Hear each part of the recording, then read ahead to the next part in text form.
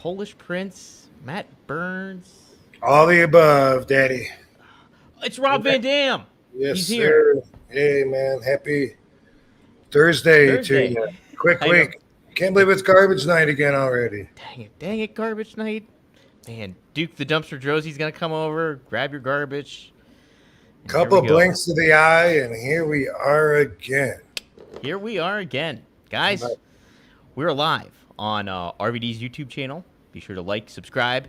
We're also live on One True Sport YouTube, One True Sport TV. Like, subscribe to that. Also, be sure to hit up rvdtv.com. And hey, if you're listening podcast-wise, definitely give us 5 stars.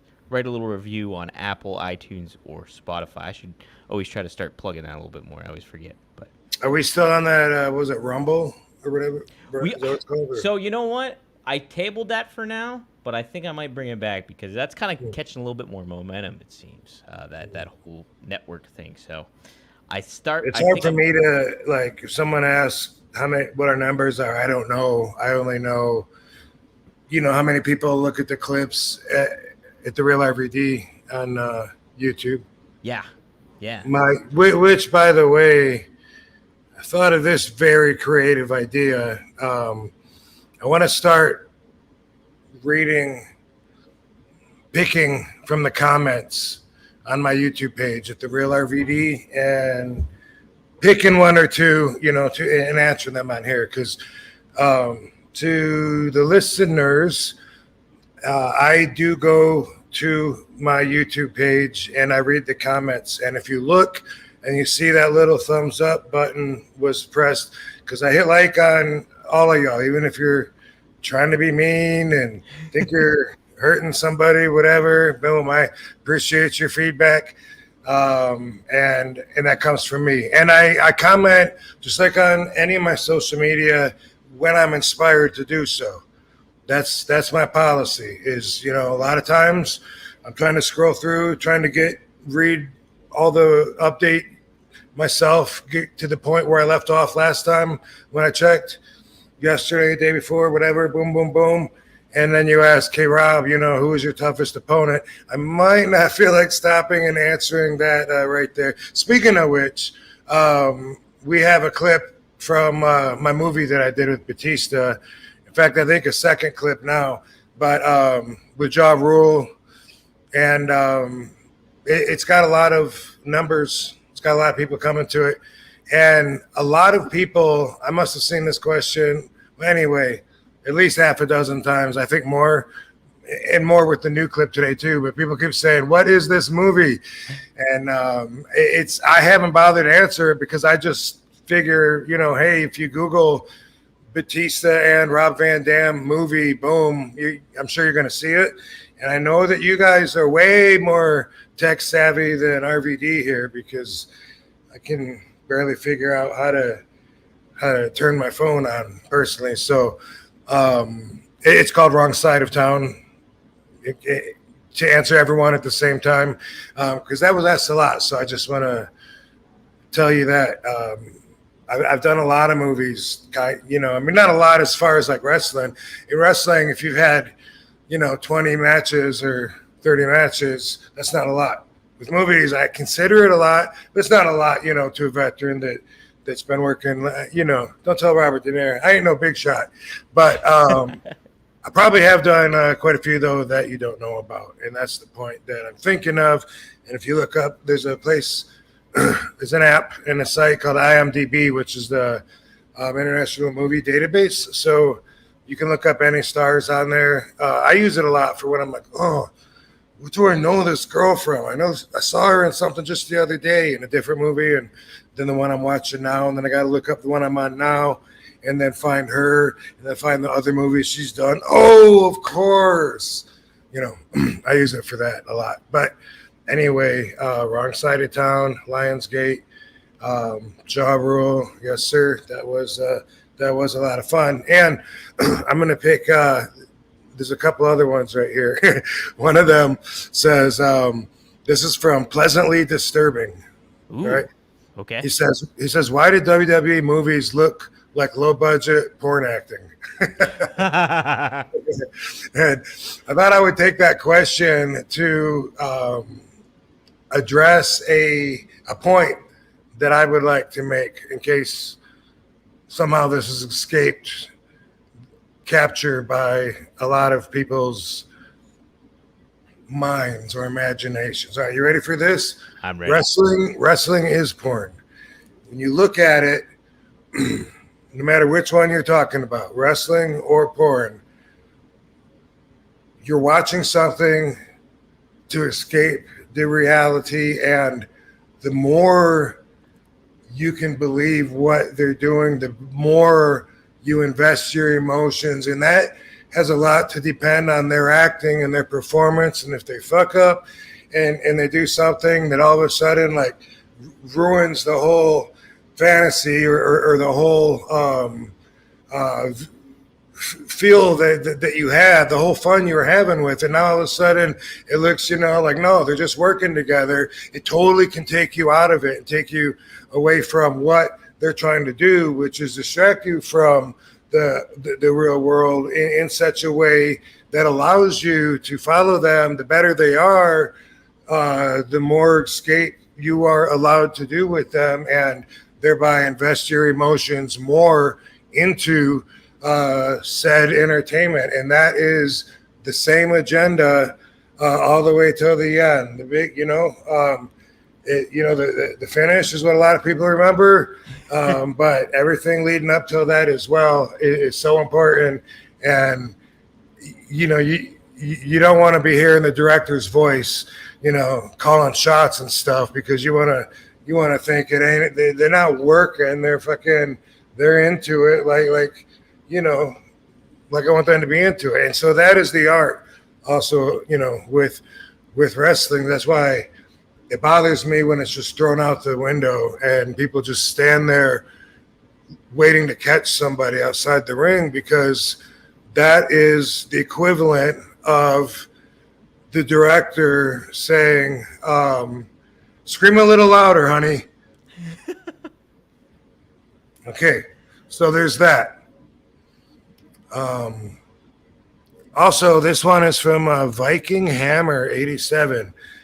RVD's little rabbit punches were some of the worst working punches in the business, up there with Shane. Yeah, I didn't really study Shane's, but this is in response to a video that I did. And a lot of people, I think, just read the headline that said that I hated The Rock's punches and then just commented on that. But I appreciate you guys stopping by, giving us some little love as well. But the whole story was that my rabbit punches did suck until about 2002-ish. And so I did like 12, 13 years not really knowing how to throw a pro wrestling punch. And as we discussed in detail, a shoot punch that you throw fast and hide because you don't want anyone to see it coming is not conducive to the entertainment value of a big, wide swing that seems to connect and knock a guy out of the ring. So big difference. And so I was told, probably by Sabu, way back, until I learned how to punch, just throw forearms. So mostly that is what I did. But every once in a while I would throw punches and it felt like I was doing them good. And then I'd watch them and be like, man, that does not come across. But it was like 2002 or 3, probably 2, that Blackjack Lanza said, you know what? You're going to come out here to the lobby with me and we're not going to leave until you know how to punch. I was like, okay, so that's it. By the time we come back here, you're going to throw a good punch. And he did. He showed me. And so, anybody, you probably don't notice, no one's throwing out there, yeah, RVD's got one of the best punches. But if you watch anything after, I saw the Cena and RVD match, and I was like, oh, here's a great example, because we're the yay, boo, yay, boo. And just like my kicks, once I learned how to throw that punch in, let's just say there's not much room, not much margin for error. And so that has a lot to do with not being afraid to take a risk of maybe contacting somebody. But anyway, in that match, they cut the cameras. And that used to always bother me in WWE when I first got there, too. I would remember certain kicks that I thought, wow, I can't wait to see that match back. And we watched the matches back the next day at TVs in the catering always from the night before. Anyway, sometimes on the TVs, not sometimes, let's say all the time, I'll go to watch a certain kick, whether it's off the top rope, a one-legged extended kick, a hi-ya kick, crane kick, which I just recently learned, somewhat recently, that it's called. Anyway, they cut the camera like boom, like right when I'm about to connect, they cut it and show from behind, boom, and show them fall. And it's probably done as a protective cushion, but because that was a part of my art form, was really laying it in there, I resented that they did that to my moves. And while we're on the subject, let me just say, I think, because I say, like the new style, it looks like, they work together and they lost the competition, this and that. Not just me, a lot of people say it. And, it's just when we're commenting on it. But I got to say, something that's been around forever and ever that I think might be the most exposing move in the business is the Tombstone pile driver. Someone said that Undertaker threw the best punches, and that sounds right. Like I haven't seen him since I read that, so I hadn't had that in mind. But when I picture it, it seems like I remember him like really giving and taking good punches. But whenever I see a Tombstone pile driver, and it's clearly obvious to everybody because you are allowed a clear visual line to the person's head. There's 99% of the Tombstone pile drivers I see, there's this much space between their head and the ground. Otherwise, I would think the move is supposed to maybe like drive their head down into the ground. Obviously, that must not be it because it never looks like their head goes into the ground, almost never. And so I've always just wondered, like, is it just like, boom, it's supposed to like jar your spine because it's got you like in an upside down reverse bear hug or something, and then boom, and it jars your spine? Because if that's what it is, that I apologize, I get it. Otherwise, I don't really understand what that is supposed to accomplish. And I remember the first time I remember noticing one of the guys, it was either Taker or Kane, was doing it to Linda McMahon, like on the steps. And I was like, yeah, but clearly there was 3 feet, between her head and like, and I've always wondered, like, they can't be implying that we're not seeing what we're seeing, right? Right. I don't know. So maybe you can explain that one to me. I think that it is, but I always, as a fan growing up and everything like that, I always thought it was like, oh, he's supposed to be dropping him on his head. That's where the impact is. It's not like, I never would think it was like, oh, he's trying to jar the spine or anything like that. I know sometimes when I see it, like the way the person gets dropped, like when like Taker or somebody lets go of them, it kind of makes it maybe look a little bit more, oh, okay, he dropped him on his head. But like, it kind of after he lets go of them. Yeah, when he lets go of them, it kind of gives that. It kind of masks that visual for you a little bit. But I'm kind of with you. Like, it does kind of take you out of it. And usually when I'm watching a Tombstone pile driver get executed, I'm more so like, I hope there's clearance there. Like, I'm more concerned for the wrestler like not getting hurt now and seeing like, I don't want his head to hit the ground or anything like that. But it ultimately does take you out of what you were saying, when it comes to that stuff. So. Yeah, I'd like to hear some of the chat's feedback too on that if you know that. So if you have a different opinion or thought on that. Yeah, very What's interesting. the answer? Maybe y'all have the answer. Mm-hmm. But no, you're right though. Like that analogy you compare with porn and wrestling. It's like there's those moments. It's like you want to be completely invested in whatever you're watching, and if there's something that takes you out of it, then you're taken out of it. It's a really, really fascinating comparison. It is. So, good stuff, Rob. What a way to kick things off. We are live. We have a lot of super chats here already, so I thank everybody for doing that and definitely engaging. We got some newcomers in here. We have some familiar faces in Greg Jacobson, Triple E. I want to shout out to some. There's a new gal named Priscilla in the house. Somebody's from Spain in here. We got a good turnout here. Yes, Neil. We are worldwide, baby. Somebody, Todd from New Hampshire. Shout out to him. Shout out to all you guys. Yeah, feel free to use the super chat or just ask a question. But I just want to thank Jim D for just $10. If you have a question, Jim, let me know, and I'll be sure to pop it up. You don't got to pay anything. Right on, Jim. Yeah, right on there, man. Stepping right up front. Hey, this is Concussion Awareness Month. And yes, so I am hopefully after this, if you don't tire me out too much, I need to do some content. Some of the content is I got to do some videos for the Concussion Legacy Foundation. Oh. And this is something passed on through Chris Nowinski. It has a lot to do with bringing awareness to the foundation, but also to the helplines that they have that are available. And for anybody, but they're kind of targeting people that have head injury symptoms, that can lead to depression.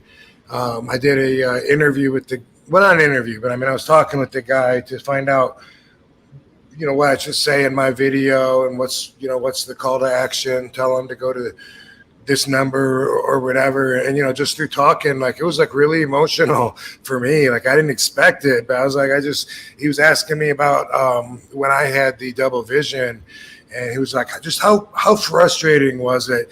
And when I put myself back there and explored that part of my brain and put myself back in November, December 2016, boom, out of nowhere, I'm bawling. Wow. Whoa, yeah. What was that from? And it was explaining how frustrating it was for me. And so obviously this is one of those things where I hope that by talking about it, some other people can relate and I could be helping them. But I had I've had many concussions. Almost all of them last a few seconds and then they shake off. Couple of them, I'd still be a little sensitive to the light later on, maybe even in the morning, but not very often at all. And this one, I had double vision and it just was not going away. And it threw me so far off of my game. I was so lost in life. And so it was weird, revisiting that time because I had been separated from the wife. I was still getting used to handling all the bills and stuff because she used to do all that. And I'm trying to learn to do all that. And then I'm told that I got to make all these appointments by somebody that's not a principal doctor, but somebody that said, hey, you know what, you got to make an appointment with and get your MRI, and you got to make an appointment to go see the neurologist, and you got to make an appointment to go to the vision therapist, and had all this going on. I was missing appointments, losing my own self-esteem during this time, and it was so frustrating. And I went to one eye doctor in Redondo Beach, and got checked out. And this motherfucker said, oh, you don't have any brain problems. He said, it's just your prescription needs to be updated. Because how about that? I just saved you thousands of dollars. I'm like, this guy's a fucking idiot. There's no fucking way that I don't. I know, what I'm going through. And he was just put these different glasses on me, and shit. And it was but anyway, so I had to know who to ignore and who to go to, and it was just so crazy for me. And the Evil X saying, telling the lawyers that I'm faking it. Just so much going on right then, and this was during the rough time to all of 2016. It was pretty rough, but anyway. Some people might be dealing with this same issues or similar, or be able to relate at all and just feel overwhelmed. And the message is there is help, and you will get better. You just got to keep at it. The doctors couldn't tell me shit. I'm like, dude, am I always gonna have this? I don't think so. What does that mean? Am I gonna have this for weeks or months or years or I don't know. I felt like I was the first ever to have it because the studies were so new that I felt like I was just totally part of the experiment. And so anyway, the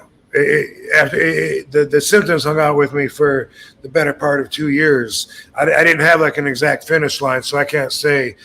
I guess I got to go back and check records and find out like when I stopped vision therapy, but it may or may not have been also a bunch of stuff going on. I moved, but there was never a time where it's like, boom, okay, you're good to go. Although I did do my own testing with the eye doctors and, make sure that my reaction time and my vision, everything was normal for me, which means I got shitty vision anyway. I've worn glasses since I'm 2 years old. But, for anyone listening, it's a lot of work. But there's so much hype. Once, the awareness for CTE is great. But at the same time, it got so overhyped. All my peers think that they have CTE. They think like, dude, come on, all of us have it, at least a little. There's a big difference between concussion symptoms, long-term symptoms even, and this actual disease. There's a big difference. So that's one thing that I was kind of forced to learn, and now I want to help tell everybody else because, don't let fear keep you from being well. That's the thing. And that goes also with medication. A lot of times, people are depressed with or without head injuries, but that is a common pathology that leads in that direction. And I talked about that a little bit, and I feel like that's something I'd like to share too. We all have different brain chemistry, right? We all react different to everything. A hot girl walks by on the sidewalk. Some of us are just, oh my God, we're just like, we turn stupid. We're like overwhelmed. And then other people don't even notice. They're like, what? Man, I ain't got time for that. And anyway, all of that is chemical reaction to stimuli. And it goes way beyond that. Obviously, we all feel different about everything. But when it comes to medication, there's a stigma against it. And people that don't need help are the worst people to get advice from because they just don't fucking know. So, I've always said drugs in themselves are not bad. Abuse is bad. Drugs do wonderful things. They're made to extend your life and to combat illnesses. Even fentanyl, which is killing everybody, has a use. When you take an ambulance ride, they give you fentanyl, and my understanding is like 5 milligrams of it could be deadly. So it's something that's very, very strong. And I'm not saying that I wouldn't say, okay, yeah, if it was up to me, let's get rid of it all. But you can't do that. And like I said, it has its good places. All drugs do. When it comes to people being depressed, guess what? Some of our brains don't release enough of the serotonin, enough of the dopamine. It's that fucking simple sometimes. And you can take a pill, and it might take a long time to get the right medication, the right dosage. But for many of you, medication is the answer. And people that don't need it, they say, what do you want to get? You want to be on that the rest of your life? Why the fuck not if it makes your life better? That's the way I see it. And people say, what do you got to be down about? You just need to get outside and play more. They don't know what it's like to have that chemical imbalance. So I am telling you from me that don't let fear get in the way of you being well. Absolutely. And with medication, like if you're new to it and you're apprehensive, it can be a little bit of trial and error of what works for you and what doesn't. It'll take a couple weeks for it to kick in, whatever it may be too, because your blood system has to get it all through it, and then it takes some time. It's whether you're doing with anti-anxiety or antidepressants and anything like that. There's a lot of things that go into play. So don't give up hope if you don't feel an immediate change or anything like that. It takes a little bit of a time and everything. So I had somebody back like in 2015 or so, a friend of mine, tell me, stay away from that shit. My sister, this is him talking, he said my sister took a Prozac and drank and then killed herself. And he said she never had any suicidal thoughts until she started taking the Prozac. There are stories like that, you know. That's why I always bring up, you know, hey, there was a guy that was allergic to peanuts, you know. That's not the majority. The majority of people that actually use drugs daily don't have any issues with dependency or addiction or any of that. So a lot of the stories that you hear, sure, that could happen. Is people sometimes have bad reactions to stuff.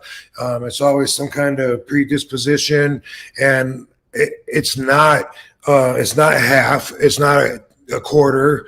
It's few and far in between. And if you just don't want to take the chance, then of course that's your right, you know. But just so you know, make sure you're not doing it for the right reason, not because of what somebody told you or what this 1 out of 2 million person did when they reacted to the same situation.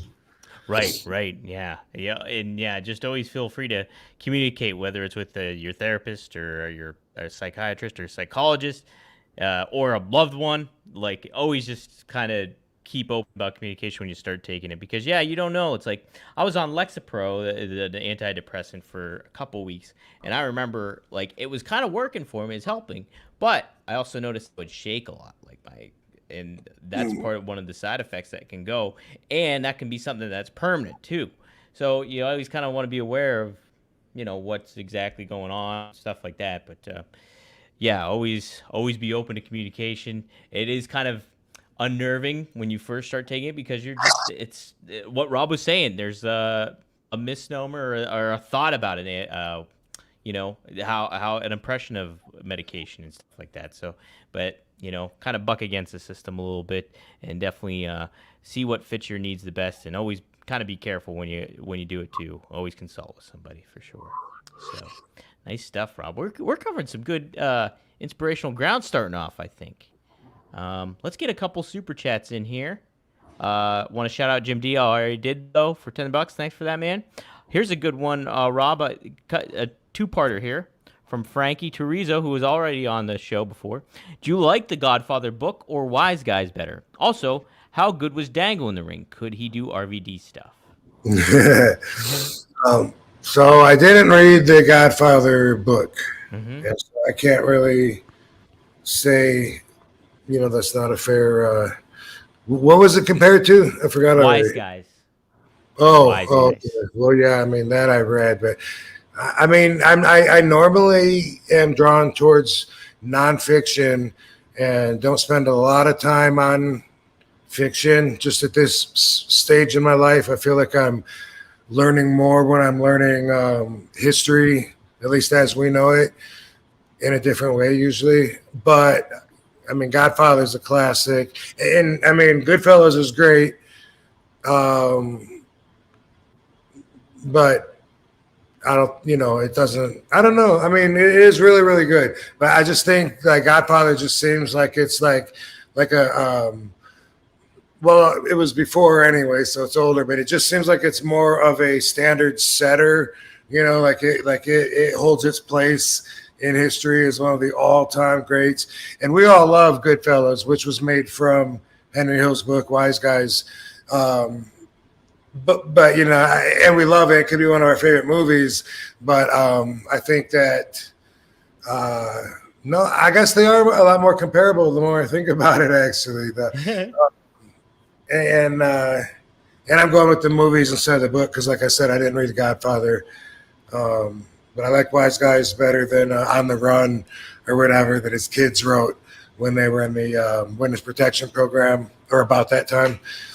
I don't know, I guess God. I mean, I know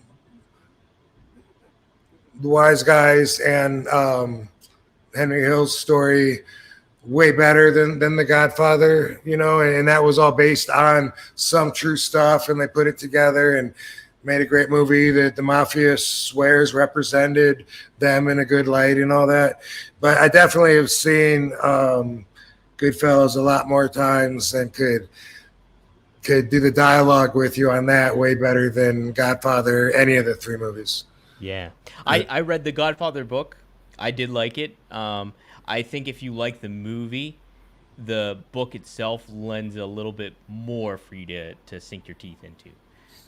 So if you, yeah, but I've never read Wise Guys, so I can't speak for that one. So. And by the way, there's a TV series. I joined this channel just to get this, and then I ended up canceling eventually because there was just like 1 season, but it's called The Offer, and it's a show, it's a series of live actors acting out the history of the making of The Godfather. Oh, really? Really good too. I really enjoyed it. Down. Yeah, so you see Al Rudy's interactions with Joe Colombo and the mob, when they were trying to stop what he was trying to do and they had to compromise and all of it. It was really good. I liked it a lot. Man. The Offer. That's awesome. The Offer. I just wrote that down. I'll have to take a look and see what service that's on. How about Dango? Was he in the ring? Yeah, Dango. Yeah, Dango and I were very competitive. So we both could do a lot of the same moves. In fact, we didn't want to copy each other, so we would, I did the split-legged drop down, and then he was like, "Well, I got." My move's called the split-legged finish or split-second finish. That's what he called it. And I'm like, what is it? And I don't even know what it was, but he would just turn the other way. If I'm facing the guy when I drop down, he would maybe put his back to the guy, which if he did that, then I did steal it from him. But he would always just say that I stole his moves, but we were really competitive. I remember us both one day working out in the Sheik's backyard, and Judge Dredd was there, and we were practicing drop kicks into backflips.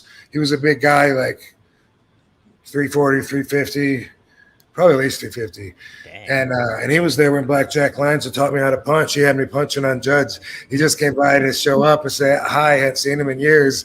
And then he's like, watch this. Bam.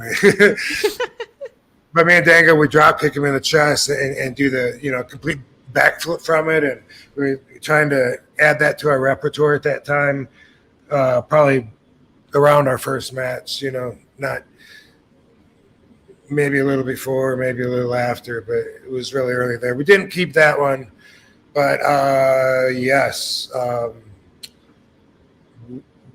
we were always so competitive, and we tried not to steal from each other, but we were always very much alike in our skills, I guess. And so I learned how to do a backflip off of a diving board and on a trampoline. And then one time I saw this little girl, she was a gymnast. I saw her do a backflip off of a fence post. And I was like, whoa. I never thought of doing it on the land. If I'm going to land on my feet anyway, what's it matter if I'm doing it off a diving board or off a fence? And so I started doing backflips off everything, and it was fun. I'm sure I was showing off too. Dango's doing them now. And then what we did was I started doing them off higher stuff, and Dango started doing it off lower stuff, so he could actually go down a step and do a backflip and land up the step, which I never was able to do that. Now on Instagram, I don't even know what's real or not. I see so much amazing stuff, stuff that we couldn't even imagine doing back then. Triple flips. I don't know if that's, but anyway, I famously, first, Dango did a backflip off of our bleachers in the gymnasium. The bleachers were pushed in, so it was flat up against the wall, and he did a backflip. But he over-rotated a little bit, and then when he landed, he fell back, hit his head. He was okay. He was tough, but that made our pursuit for freedom a more uphill battle, because now they can use leverage against us. I told you guys you were going to get hurt because we were like, no, we're not going to get hurt. We're too good. We know what we're doing. and anyway, he did that, and so I wanted to outdo him, and so I went up to the roof of the school and I did a backflip off the roof of our school. Bam! Landed on the cement in front of the door by the shop room, and then half the school saw it, and then half the other half came down, wanted to see it again, so I had them put me back up there, and I did it again. And there wasn't really much to do to beat that, at least not safely anyway, that we saw. And then he was always able to do it lower and just all kinds of stuff. He was always so gifted. Like he could grab a pair of nunchucks, which I love the nunchucks, but he could make it look like like he was Bruce Lee. And he actually taught me how to use them, which I love them. I'm no expert though, but I always think what a cool weapon though. And he also could grab a pole, make that a weapon, pretty much anything. Like I used to just say it was because he was Asian, and try and stereotype him and try to find humor to fill the place of the hole in my ego, because he was always doing stuff I couldn't do. Who was his favorite wrestler growing up? Did he have somebody that stood out to him? I think it was Macho Man and/or Roddy Piper. Mm-hmm. I think Macho Man was his favorite though, because I remember him wearing the shirt, and he really liked him a lot. Yeah. So yeah, when me and Dango would tag team, it was a lot like the guys in AEW that are brothers, or they say they're brothers, or that started the company, Matt and the Young Bucks, Matt and Nick. The Young Bucks. Yeah, it's like they come across as if they grew up working together, trying to come up with new stuff. You know what I mean? Like, because me and Dango would do stuff that like you couldn't just do with other people. Some you could, and some of it I did carry on. A lot of the moves, tag team moves that I've done, I originally did do with Dango way back in the day. But we would also do stuff, where like I could grab his arm and like pull him, like a short arm, and pull him, and he'd put one foot on my hip and the other foot right on my shoulder, and just go like right up top to my shoulder, Uh-huh. And we had, so many choices we could do, like once we're up there, but we had that. So to show off, we could do that like anywhere, like so quick. It was just 2 steps, like boom, boom, he backflip off it or something just to get the wows. But that's how they come across to me, is like, it's almost like an unfair advantage if you want to look at it that way. Because they've been training together. Like Sabu says sometimes that he says we cheat kind of a little because we've been working together so long and we train together, so we'll always have the best matches. It's like, yeah. All right. Well, I remember Sabu was saying on Twitter maybe a couple of weeks ago about somebody like, hey, your last match should be against RVD, and he was like, he kind of said like, yeah, but that would be cheating. He kind of mentioned. Yeah, that's Sabu philosophy. Yeah. That'd be cheating. Next super chat we got up here. Let me see. Here we go. Douche and Domino Mark 007. What a name. $2. RVD was my man in SmackDown vs. Raw 2007. Fury of the Storm. All right.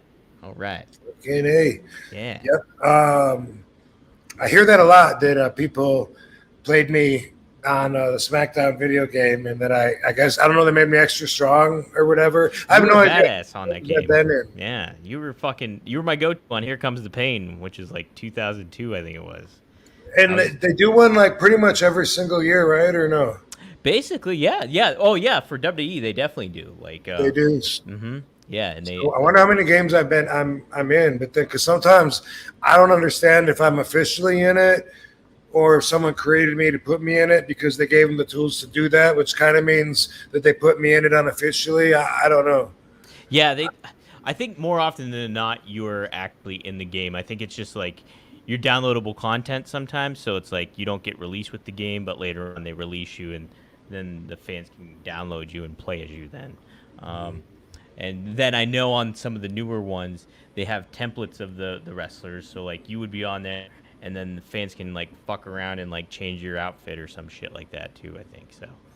So Nice. that's kind of okay. Yeah, I can't tell from my royalty checks either. Yeah, right. That's the thing. Dang it, that's the most important thing too. Let's see. Here's a cool question. Lady Nisa, thank you for the $5. Do you collect non-wrestling toys? Does Katie collect anything as well? Yeah, actually, she slowed down recently a little bit on her obsession with. I'm gonna fuck it up. The fuck are they called? I want to call them plushies or slushies. Oh, Squishmallows? Squishmallows. Yeah. My ex collected those too. Slushies is 7-Eleven, right? Slushies, yeah, I collect slushies.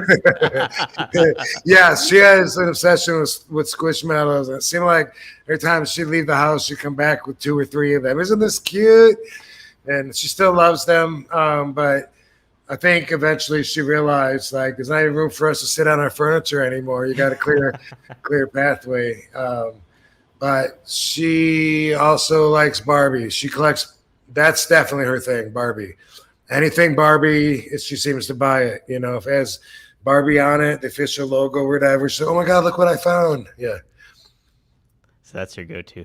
Rob used to collect Ghost Rider stuff. Was his other thing too. True. Yes. Used to. Yep.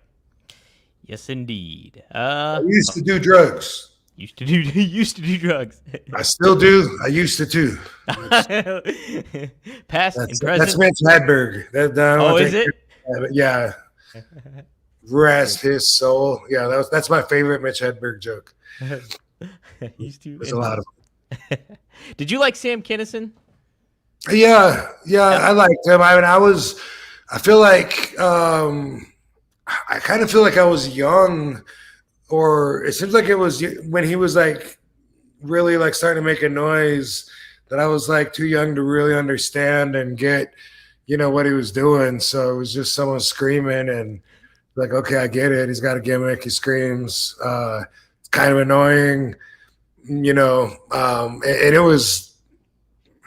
it was not until probably sometime in the last, 10 years probably that I actually like heard some of his material. And then it was like, oh yeah, of course he's funny. Otherwise people wouldn't like him, Right. Yeah.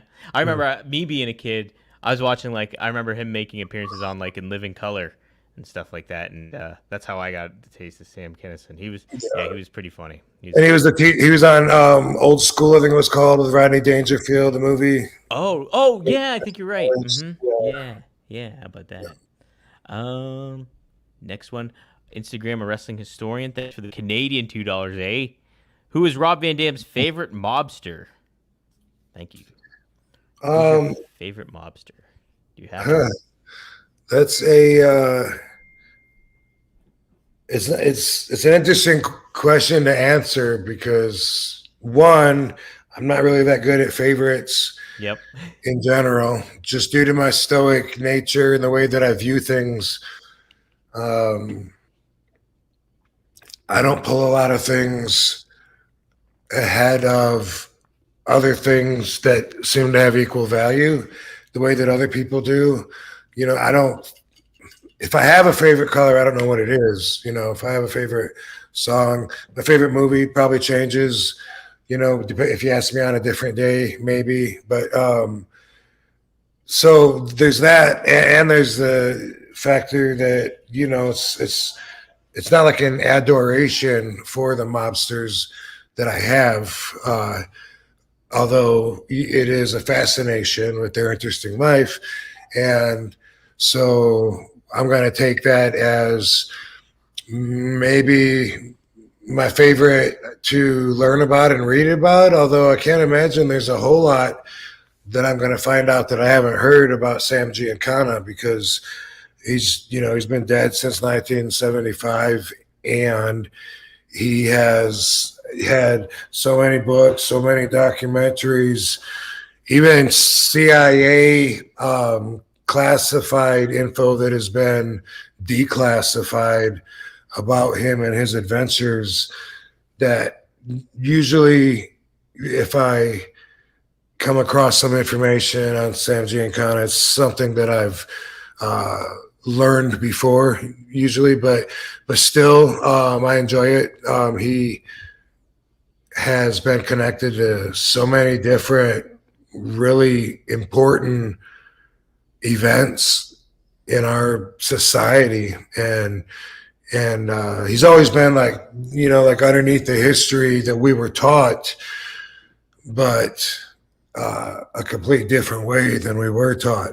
But Sam Giancana, he was the head of the Chicago mob from like 57 to 65, 66. And he came here to Las Vegas, and he was like there's a lot of info there that is not out there that I would like to find. It's got to be somewhere, because he spent so much time in Las Vegas. And when he was here, Johnny Roselli was the guy, the enforcer, the outside man that come in and make sure things are kept in order for the bus. And he traded with a guy named Marshall Caifano, and Marshall Caifano is fascinating, and he's the killer from Chicago. And it was like Johnny Roselli was in Vegas in the 40s, and then he went back in the 50s, and Marshall Caifano came down, and then they traded again, and Caifano went back, and Johnny came back out here, and then I think Caifano came down again. I believe Caifano came down twice, once in the 50s, and then I think in the 60s too.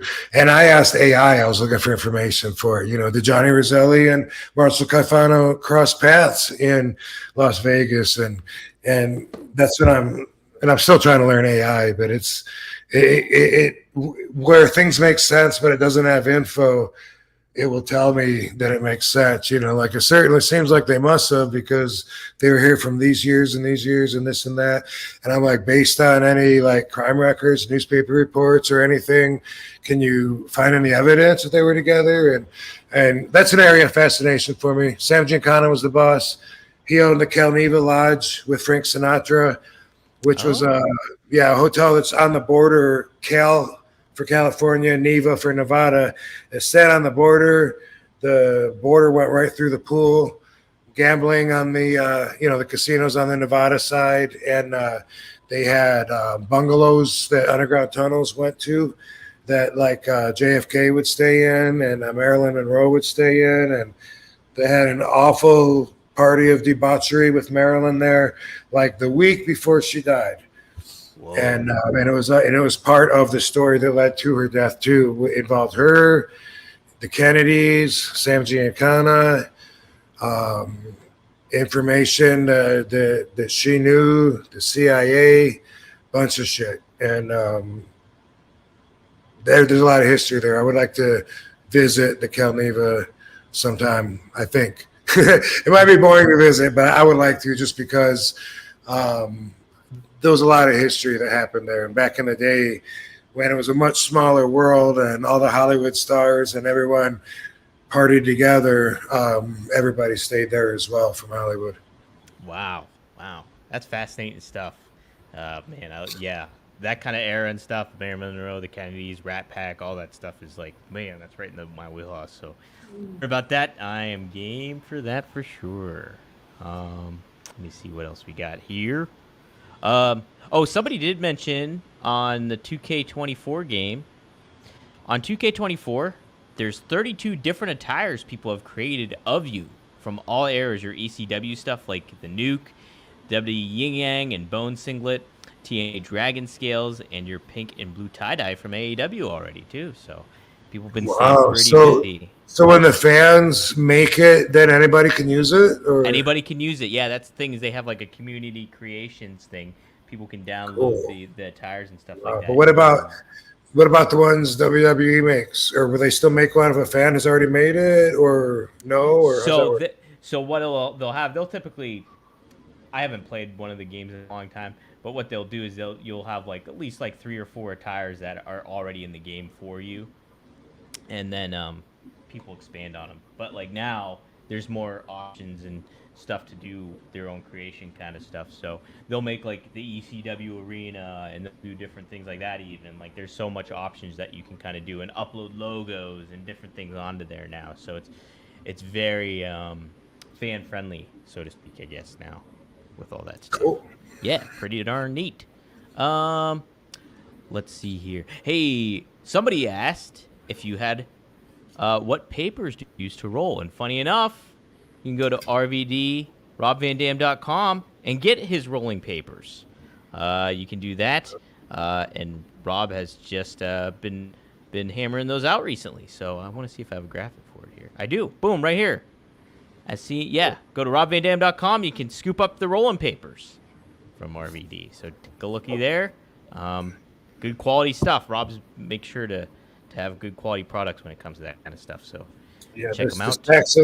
This pack's a little beat up, but it is really what I use, and I get a lot of gifts and samples sent to me. I have so many papers, but these are my favorite, and so I use these, and the rest of the stuff usually sits back. Heck yeah. While we're at it, Rob, I almost forgot. We have a new sponsor. It's Manscaped, and I got my stuff. I didn't even unbox it yet, so I wanted to do it for a little plug here, I guess. So, Did you shave your vagina yet? Yeah, I do that every morning.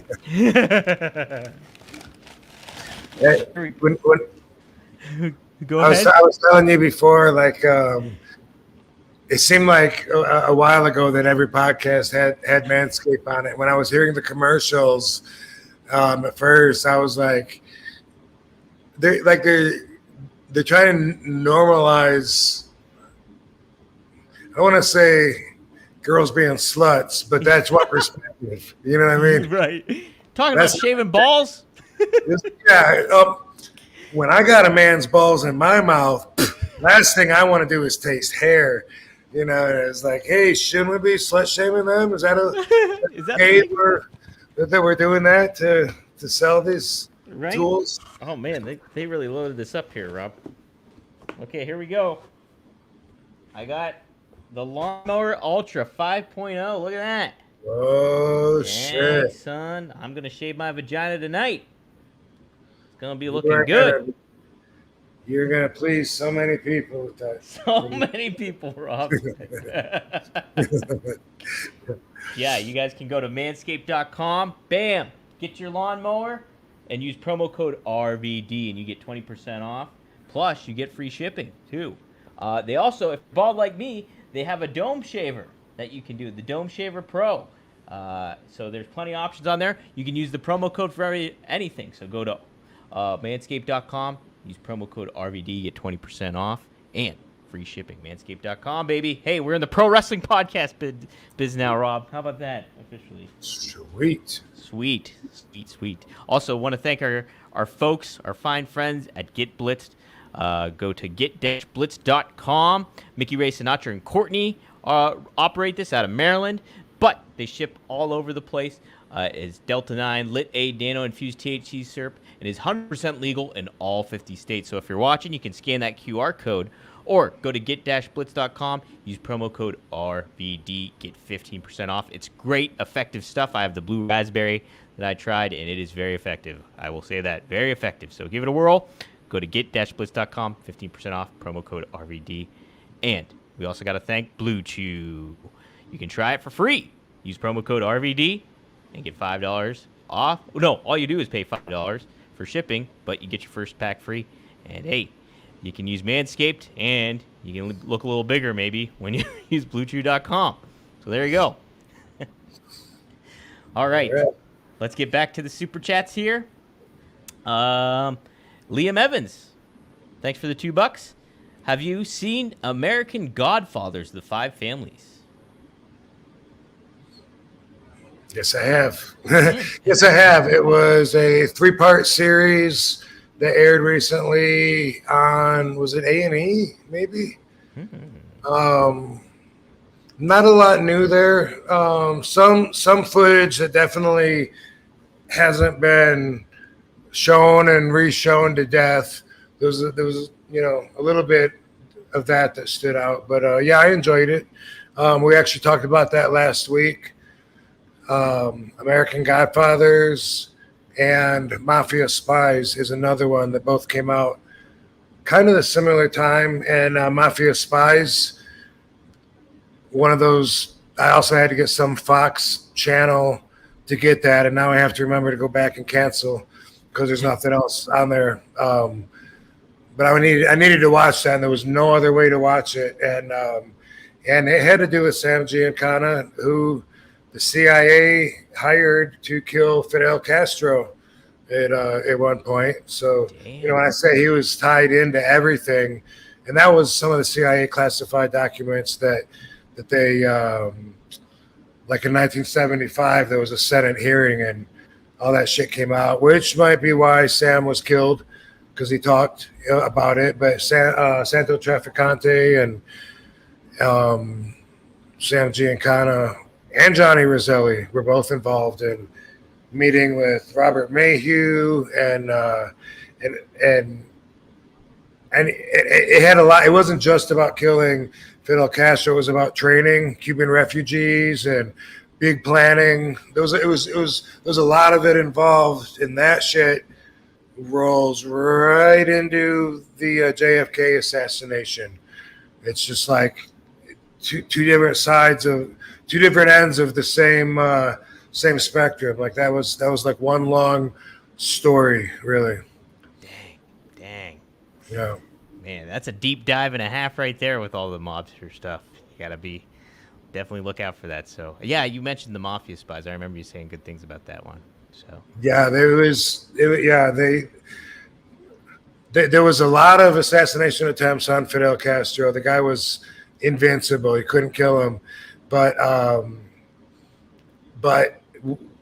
during one of the attempts, that was the biggest at the time, most orchestrated, because we sent a bunch of our fighters down there, the Cuban refugees, and I believe there was some Americans too. And anyway, they sent these soldiers down to attack on the beach, and it was supposed to be followed with air attack.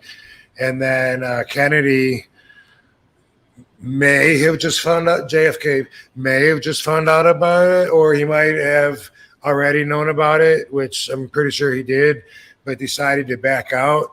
And so the first crew that went there in the boats just got slaughtered. They were just there to get captured and imprisoned and killed. And then ever since then, the CIA and JFK were at ends. They hated each other. A lot of resentment. JFK said he was going to bust the CIA up into a million pieces. He was going to disband it. And, pretty soon afterwards, JFK got a bullet or two in his head. yeah, that's right. Jeez. Over into the Zapruder film. Yeah. Let's take a look here. Maybe one in the head and one in the chest, back. Yeah. Neck, maybe one in the neck and one in the head. I think that's, but anyway, yeah, there's a lot of conspiracy theorists, but people don't even know the real shit that's already been admitted now that wasn't admitted early, like in the 70s and stuff, that has to do with the information. The whole the Warren Commission is the study of the assassination, and that is what determined that Lee Harvey Oswald was the lone crazy shooter, that there was no one else involved, it wasn't organized, orchestrated, that this was a study, the Warren Commission. But if you look at it now, if you just look it up, there's so much information that they either just ignored or that they weren't told of, and not to mention that the head of it, the guy Warren, was a former CIA head that JFK had fired. Wow. They already had someone, and then he lets him, and then he's in charge of doing, it's like we investigated ourselves and found we did nothing wrong. Jeez. jeez. Yeah, we took a look at ourselves. We're okay. We're good. Hey, wanted to ask you. I sent you the text earlier today. The clip of the Vince docuseries. You talked about it last week, about how you had the podcast you listened to gave you a certain impression of maybe what it would be about. Oh, There was like a 2-minute trailer that was released today by Netflix. And kind of wanted to get your opinion on it. And what did you think about it? Did it kind of affirm what was told on that podcast you're listening to, or did it kind of open? Oh, this might be a little bit more. Did it get you more re-engaged to it? I guess. Let me ask you. it did get me. Yeah, the trailer has me intrigued to see the Vince McMahon docuseries. It's a series, right? Yes, it's a 6-part series. Yep. Okay, cool. And I already planned on liking it. I like Tiger King and the other stuff that they've done that I've seen.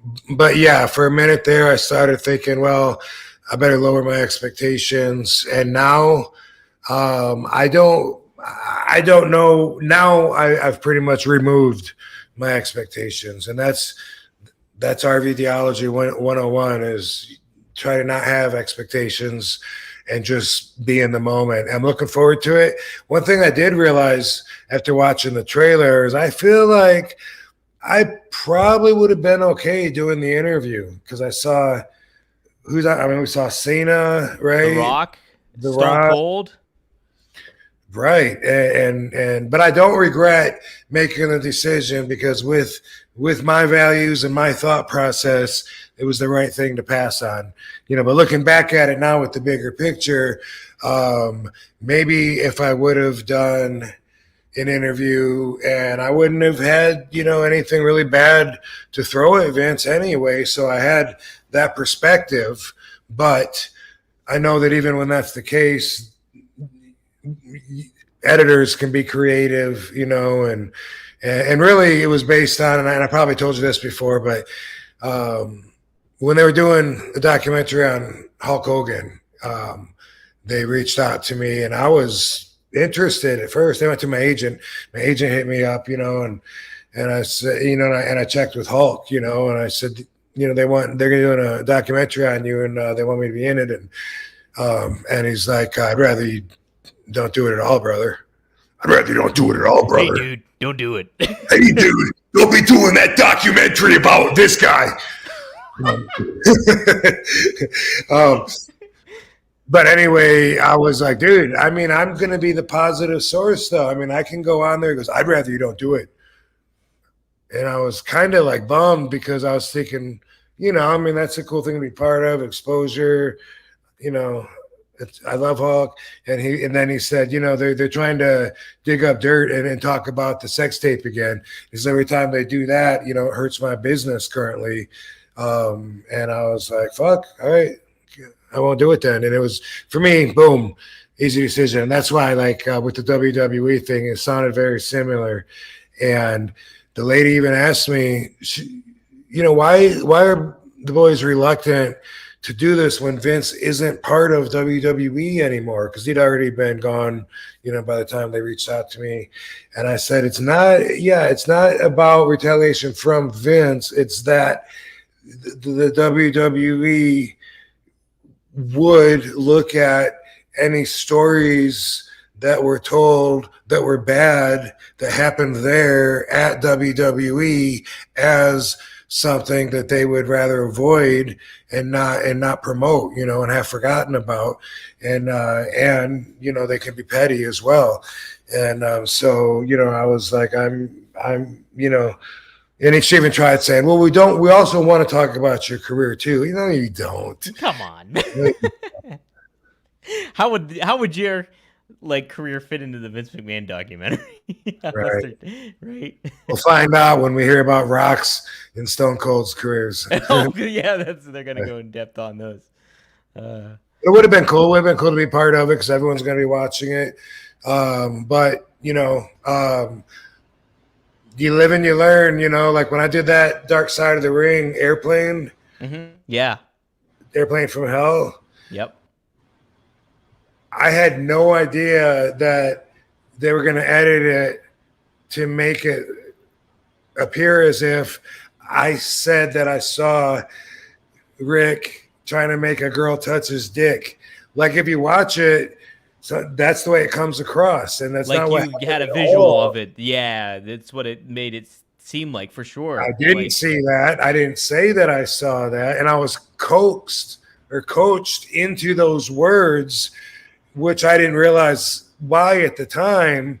I didn't have a problem with it because it also described what I did see, which wasn't nearly that bad. And so, I was just saying, he was all like up on her, like crowding her space, and he's like, yeah, was like trying to make her touch him, and he's like, well, like she couldn't get around him without having to touch him, and was he trying to make her touch him? Well, I mean, like she would have had to touch, kind of like with his whole. Can you say that? Say what? Could you say? I saw him trying to make her touch him. I said, yeah, like he was trying to make her touch him. Boom. wow. So they were like trying to get you convey, say certain words and stuff like that, and give that an impression. First time ever told. Wow. How about that? I've never told that to anybody. Man. Because you know why? Because I'm still responsible for what came out of my mouth. Sure. So it's like I don't want to blame them for me being a fucking puppet, being stupid enough to say their words, but it did also fit my words. I was like, yeah, he was trying to make her touch him. He's like, oh, she's like backed up against the wall, and he's like, crowding her, but I couldn't tell if she was enjoying it or playing or what. And I definitely didn't see his fucking his dick in the equation. You didn't see the Nature Boy I had Wang. no idea they were going to put that in there like they did. So because of all that, I passed on the Vince McMahon project, but I look forward to watching it. Yeah, yeah. And I knew you were like, oh, I'm curious if they're gonna cover like some of his past stuff that he had to deal with that he wouldn't necessarily wasn't the person involved with, which was like, I think you're referring to like the steroid trial or like some of the other cases, and they seem to kind of show that a little bit, at least the steroid stuff they showed in the trailer a little bit. So I also wonder about the days way before my time, with the Mel Phillips and the Ring Pat Boy Patterson, stuff. Terry Garvin, with all that stuff. I hope we get to see him when he was young and hitchhiking. Like it was so crazy. The Sheik told me that he picked Vince up hitchhiking. He said he was a little snotty-nosed brat hitchhiking on the side of the road when I picked him up, the ungrateful bastard.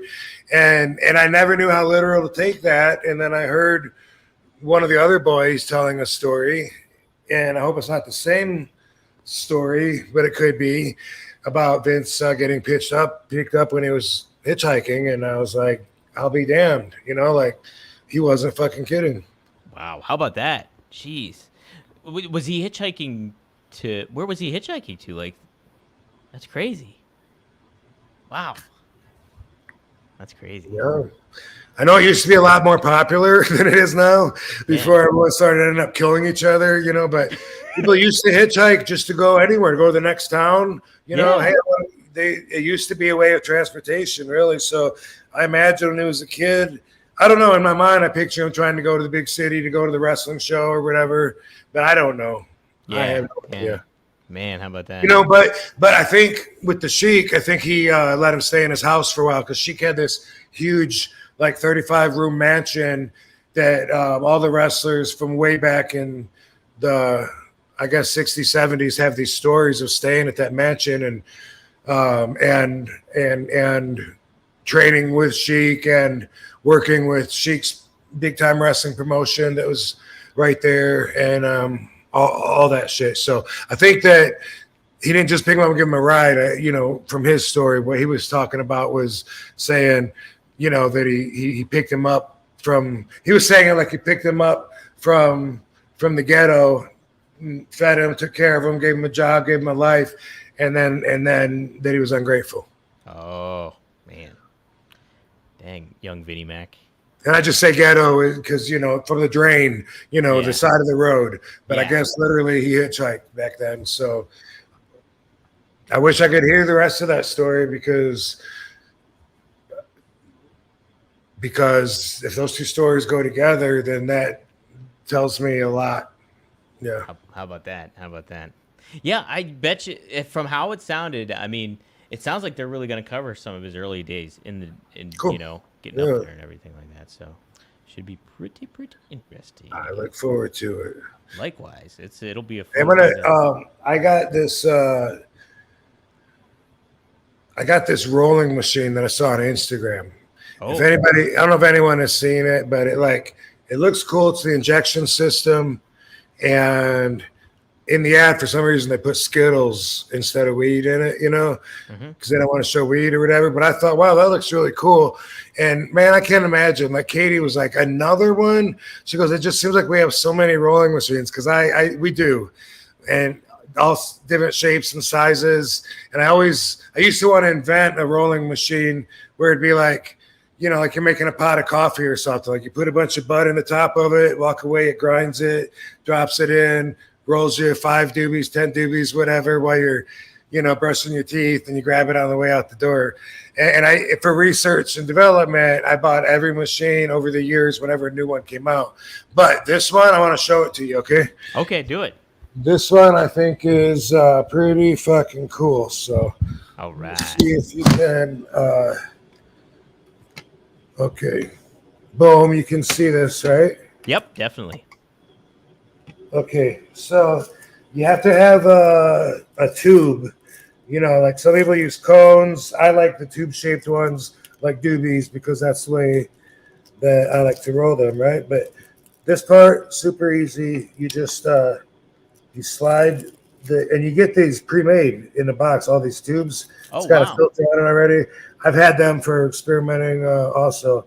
But anyway, you just, that's all you do. You put the fucking tube on there, and then you get some fucking Skittles.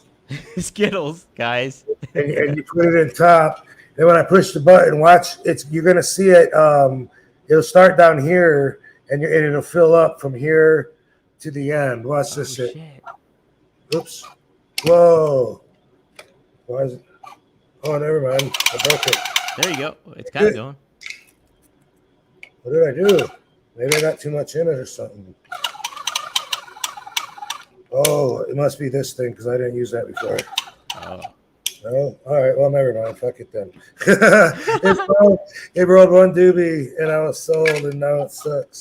Dang what it. Did I do? Huh. Is there not enough in there? Not enough Skittles? I wonder if there's too much because I put some in. Weird. Let me see. It's plugged in now. Oh, you piece of shit. Damn it. We're trying to do a QVC commercial and. Huh. All right. Fuck it then. Oh, okay. Hey! Oh.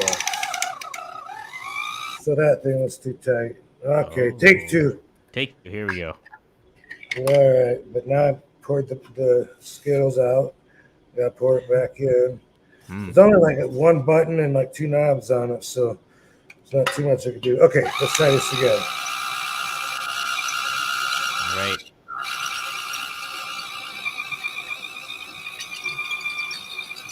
Okay. Oh, I see it. This thing, I'm supposed to have the thing up here holding the fucking baby. All right, but anyway. See it filling up. Yeah, it's just, oh, you can see it? Yep, I can see it. All right, go. Yeah, go, baby. This is like therapeutic to watch. This is like ASMR stuff. It's only like the third derby, so I still got to practice and learn about it. You see it still filling? Yeah, it's still going. I don't know. It didn't take this long before. I don't know what I did to it, but I'll figure it out.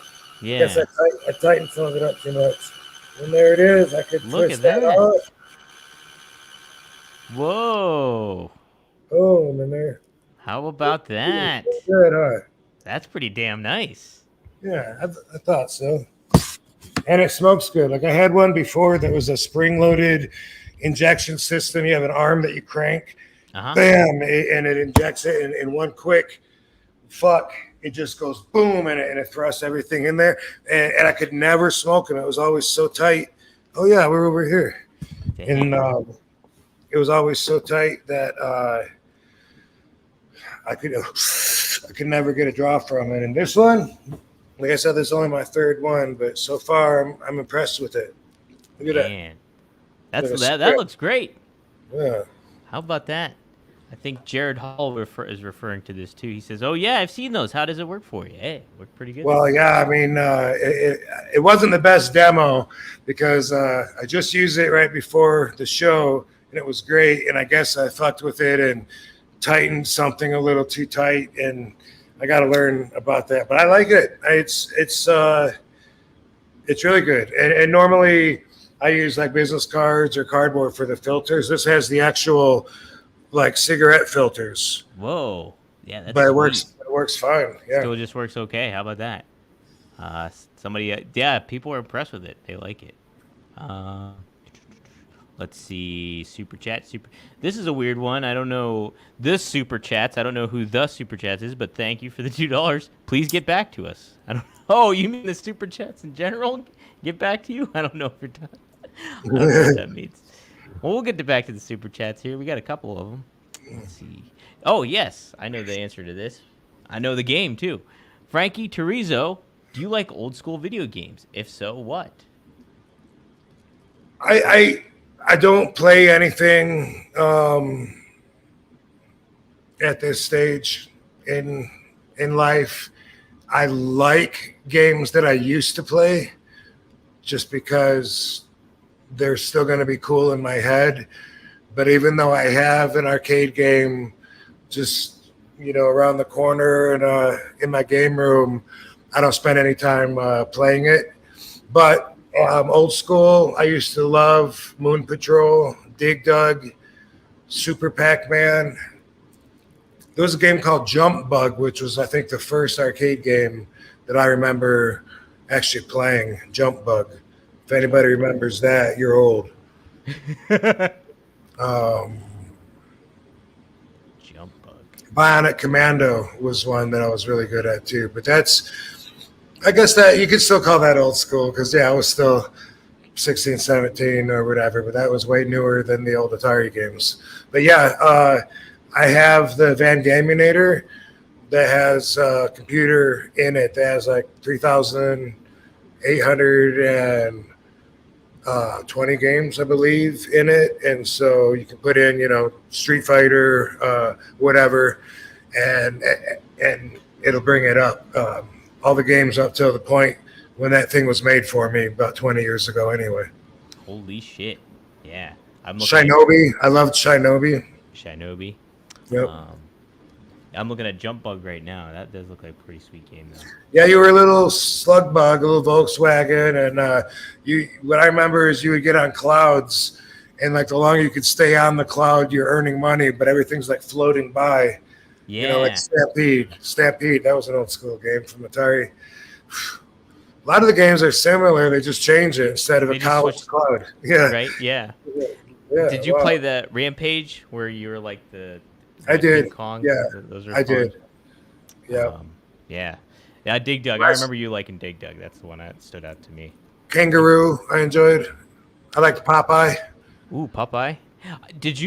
What was the one? It was like a video one you were talking where it was like a cartoon. Oh, yeah, I know. You're talking about Dragon Slayer. That's it. Laserdisc. Yeah, Laserdisc. I never really played that. I would watch people play it. Oh, you'd watch people. Virtual Fighter. That was probably my last favorite arcade game that I can remember. Oh, nice. I was an adult playing that when I lived in Georgia. Yeah. Speaking of, that was WCW Robbie V. The Robbie V days. Playing Virtual Fighter. Well, you sent me a poster from Georgia. I can pop that up here. It was a fascinating card, Rob. I think this is like.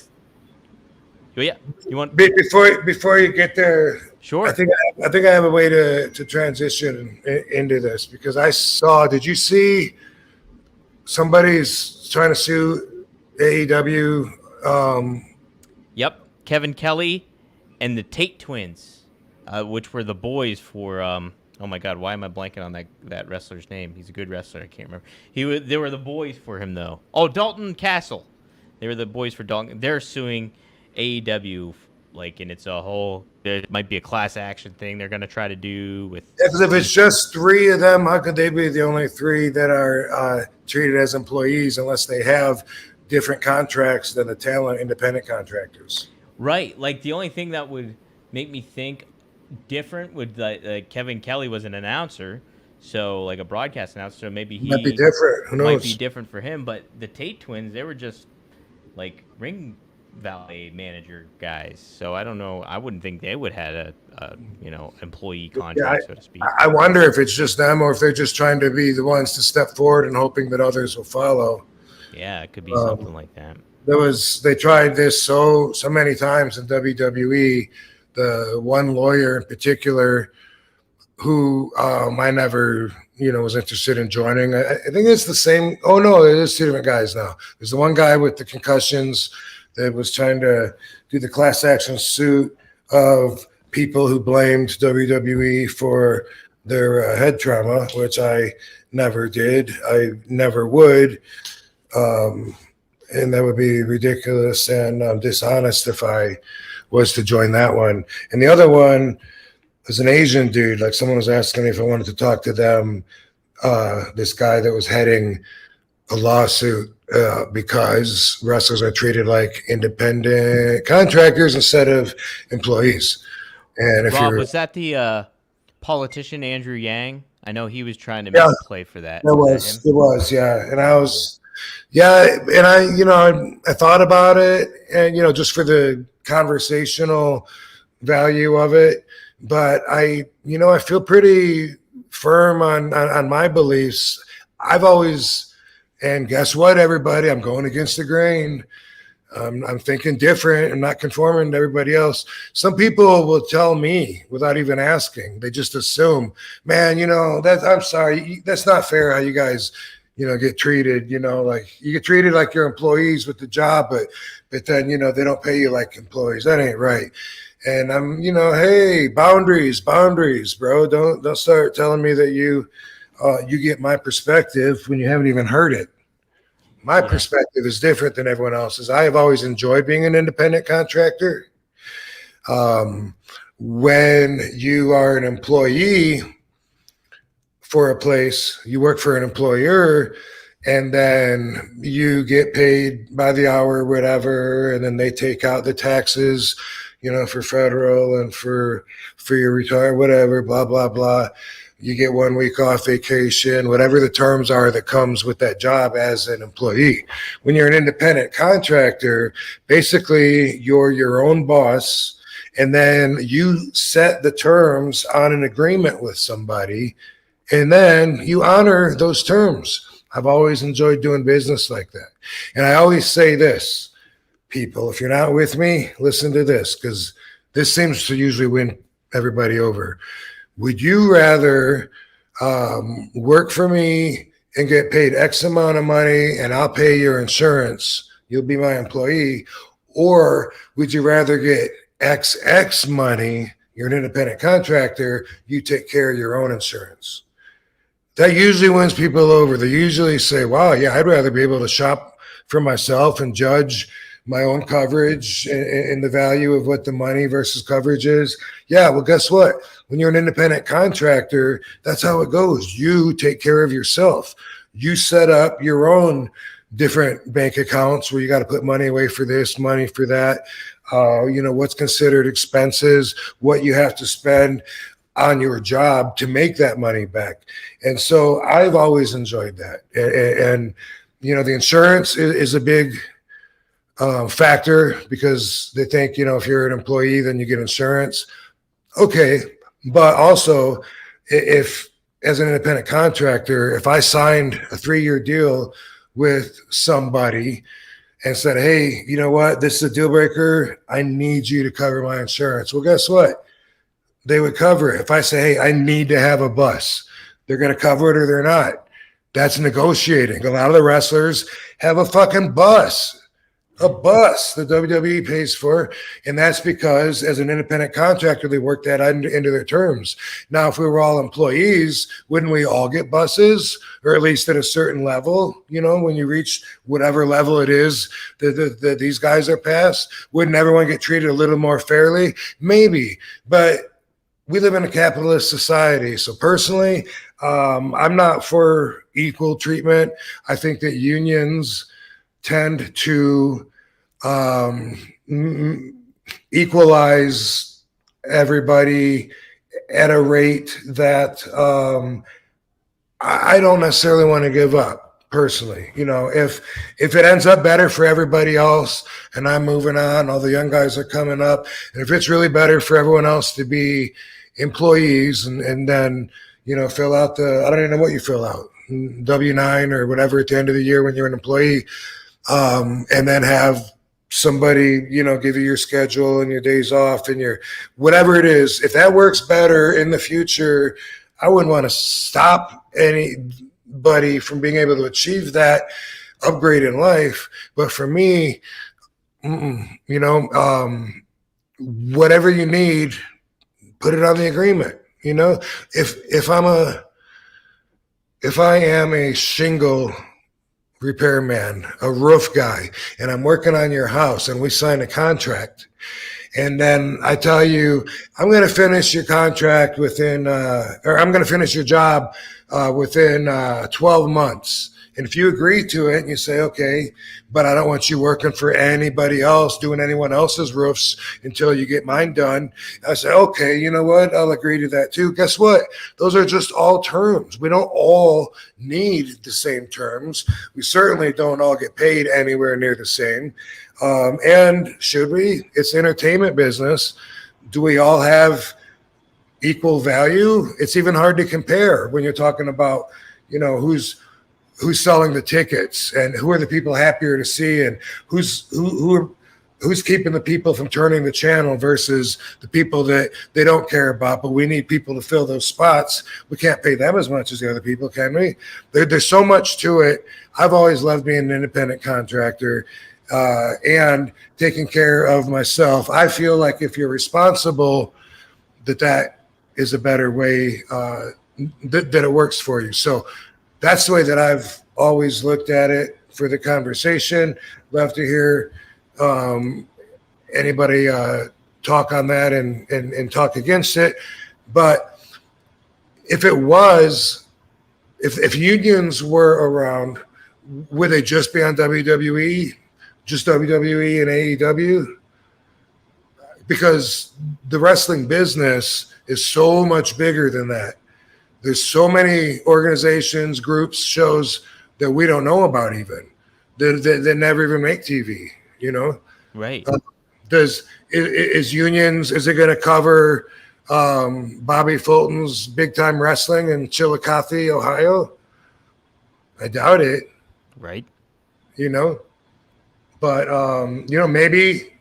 So in a case, so here's how I do business. When I get booked, like somewhere to sign autographs, I work out a deal with them. We usually have a contract, and it'll say my obligations, their obligations, and then I get I take a deposit of half of it up front before I give you that day and mark it off on my calendar. I usually say I like to have the other half up front, but depending on the situation, a lot of times I'll just get it when I go there. But I work on the guarantee, and a lot of people don't. A lot of people will work on a split and they'll sell what they sell, and then they get paid based off of that, whatever, like that. So when I started working for Bobby Fulton, he said he doesn't do contracts.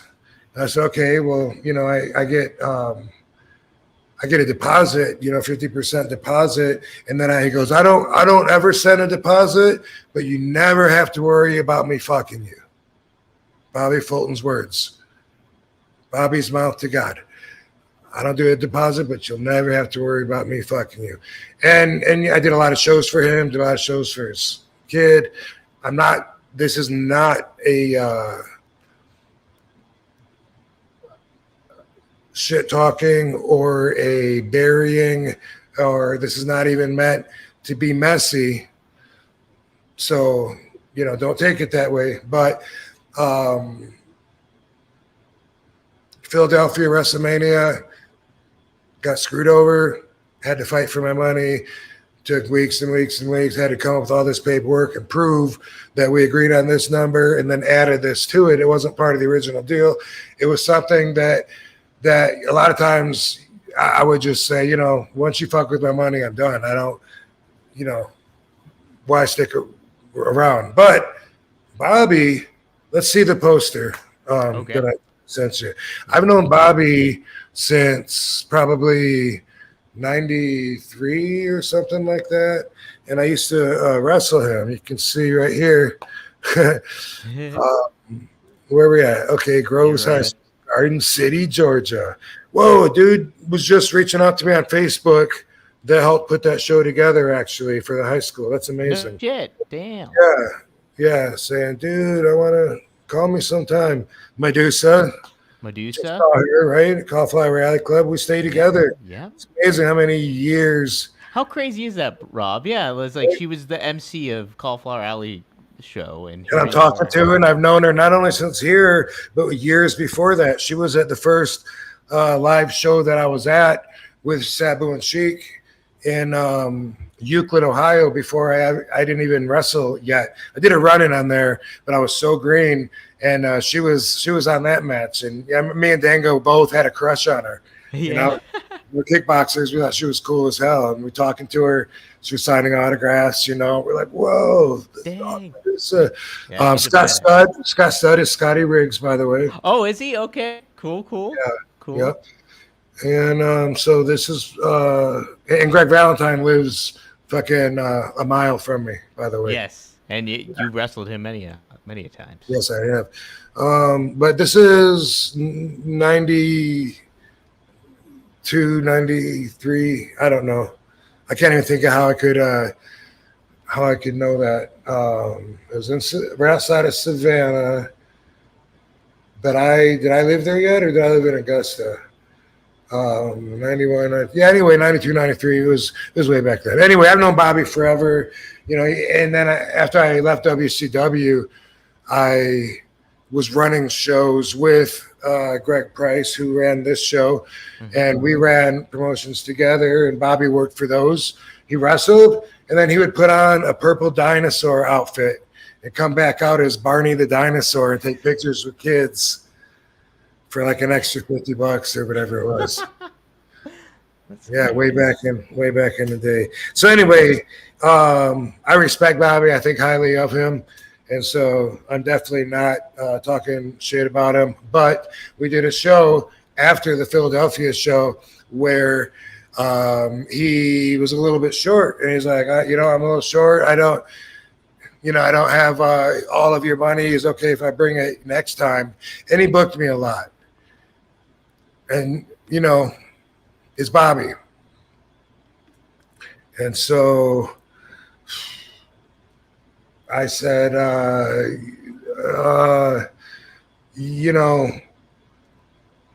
is this working? And he says, we got to come up with something different because, maybe we can do a split or something. And I said, Bobby, I'll solve your problem right now. Quit booking me. I said, let's cancel the rest of the bookings because he has me maybe 6 more times for the rest of the year. And I said, Bobby, let's cancel them because I don't want to gamble with you. I don't want to take that chance with you. I only want to work on a guarantee. If you're not making money, easy. We'll just boom. Well, no harm, no. And he says, well, I'll take a look. I'll take a look at the shows and see which ones are going to be bigger, are worth bringing you in. And so we're not wasting everyone's time. I was like, okay, if you say so. So we did another show and you're there. And what happens is when there's like an hour left in the day, Bobby tells me he quits. He's quitting the business. He doesn't have all the money. This is all that he brought in. Okay, you mean you like you owe me? I don't have it. No, I get it. You mean like you got to get it? Like you don't have it? I don't have it. I don't have it. I'm done. I quit the business. I don't have any money. And I'm like, I already told him before that I only wanted it when he had the guarantee. So this is why, me being my own boss, I got to not be so flexible on my own terms. If I need all the money up front, then I need all the money up front. Then nothing's going to happen that I'm going to regret. Would a union help that? Would a union help book that? If I was an employee, what would happen? I don't know. I don't think that anybody thinks about the unions and the employer/employee relationship. I don't think anybody thinks of that as far as the independent groups.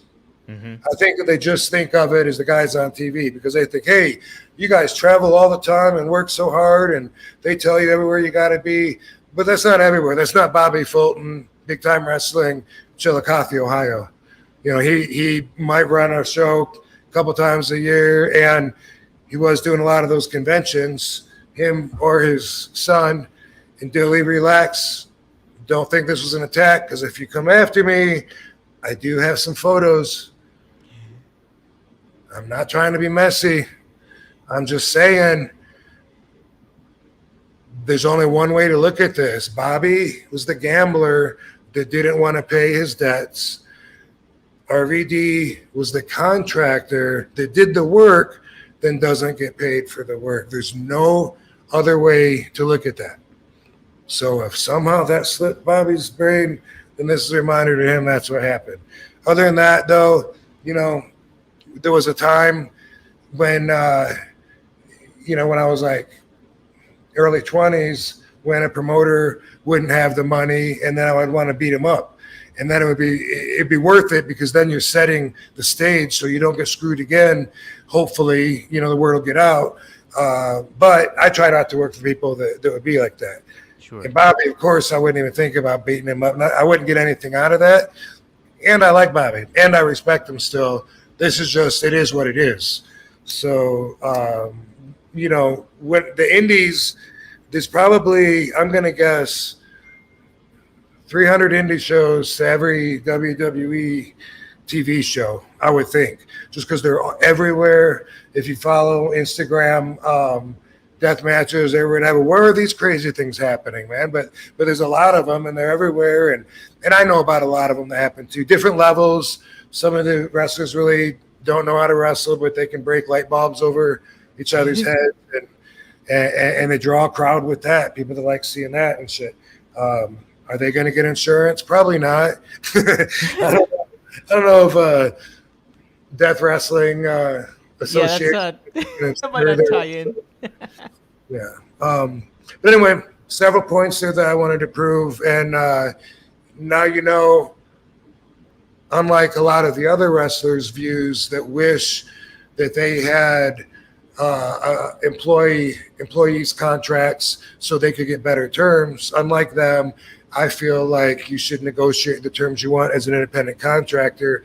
And I'm thankful that I've always been in control of all of my business in that way, even when sometimes, like in Chillicothe, although it wasn't actually Chillicothe, but that's just the home base of BTW, or was because he quit.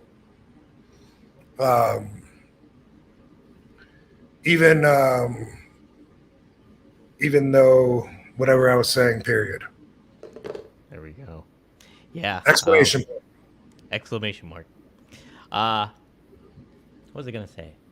Yeah, it's just a fascinating, it's obviously like the independent contractor stuff, this lawsuit that's, Kevin Kelly and the Tate twins are going with AEW against, it always cultivates that conversation. Oh, should there be unions and wrestlers and independent contractors?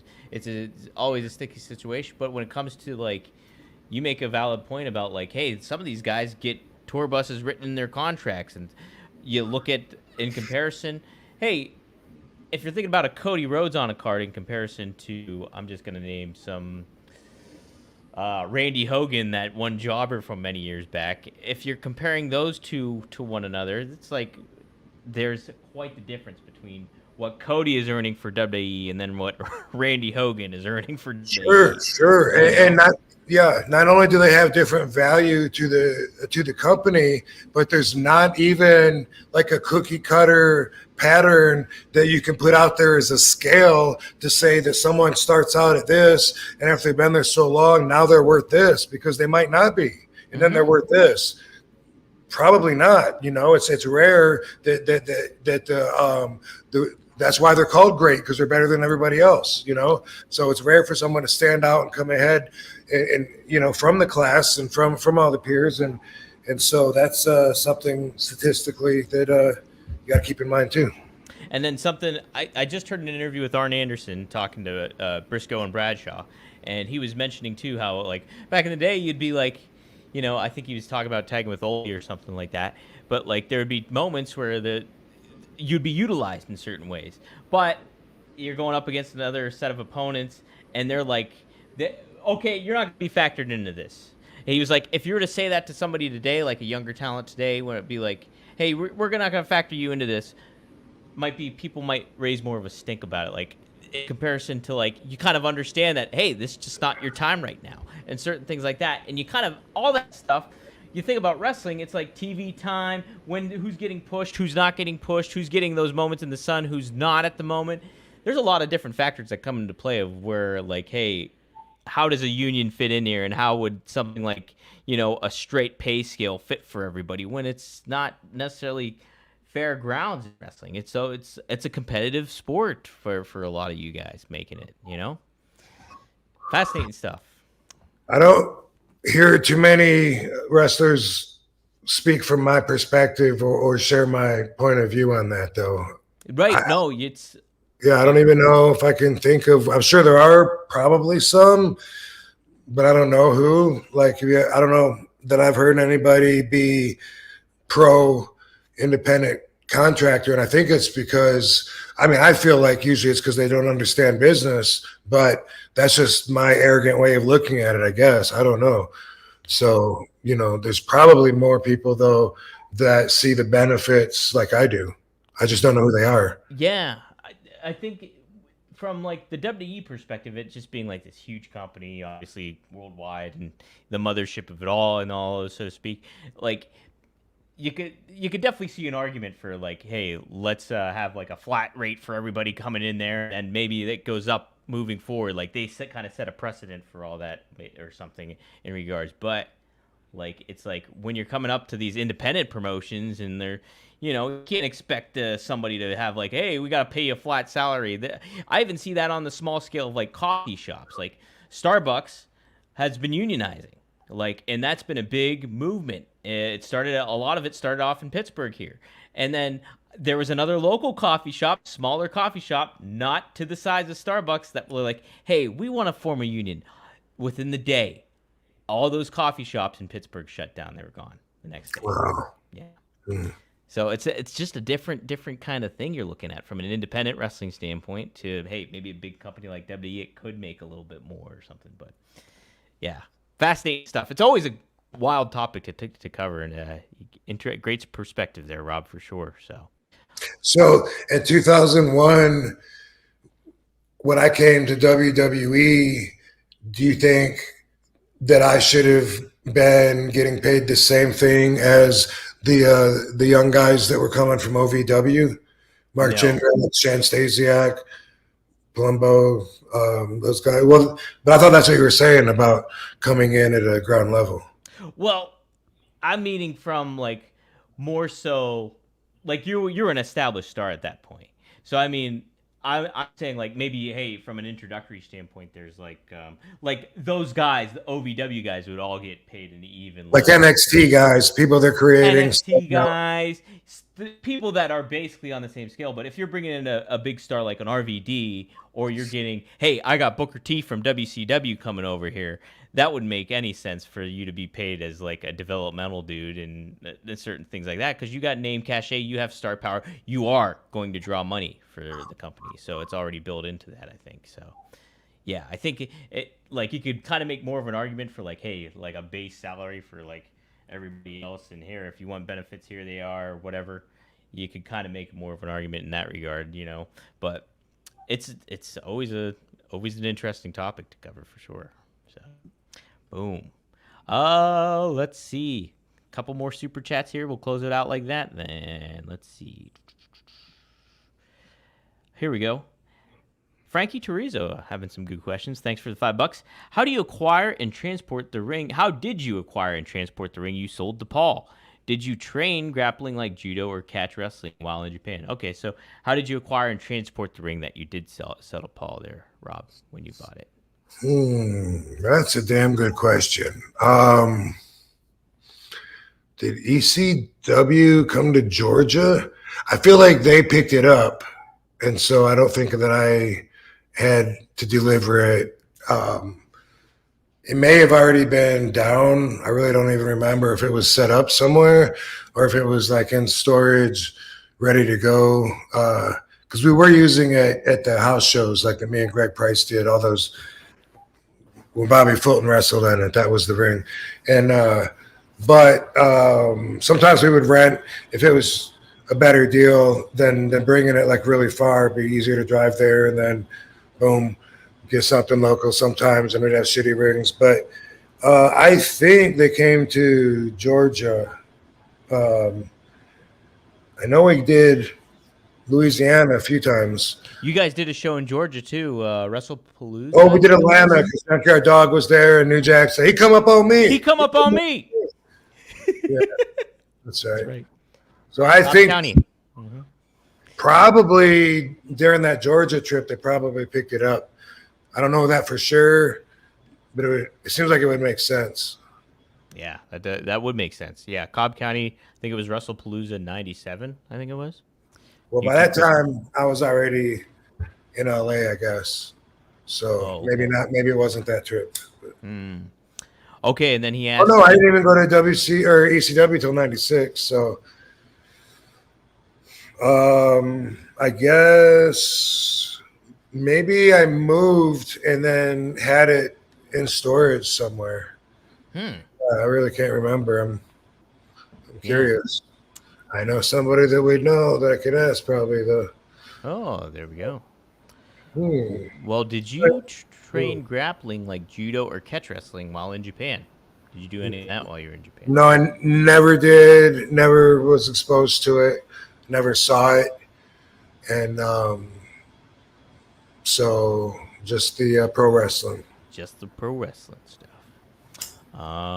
Gem the Dawn. He's a regular. Sup, much love, Rob. Is your RVD 420 site going back up? It should be up. See if it's up. Yeah. What happened? Let's take a look. GreekGlass.com. Yeah, yes. If it's down, it is going back up. Oh, look at that. That did not. Hold on a second. So let me try a different route here. Maybe the domain is not. Oh, we got hacked. Okay, so if you type in RVD 420, you get I got a not found. But if you type in GreekGlass.com/RVD-glass, it'll take you to the site. So it's still up there. So go to GreekGlass.com, Gem, if you're looking to buy some of the new stuff that they got up there, because they still got several items up there that you can take a look at. So Yes, sir. These are my pieces right there, by the way. Oh, behind you there. Yeah. Oh, let's see. Yeah, look at that. You can see them right there. Yeah, we gotta do a video for those guys too. Yeah. A bunch of videos I owe people. Absolutely. Is it what's RVD420.com? Isn't that one of them? That's the RVD Glass. That's RVD Glass. So for some reason that domain does not hit it, or at least it didn't for me right now when I did Put it. .com in it. Yeah, I'm gonna try it again. Maybe I typed it wrong. No, so it says the page can't be found. So go to GreekGlass.com, Gem, and then that'll take you to the RVD's products on there.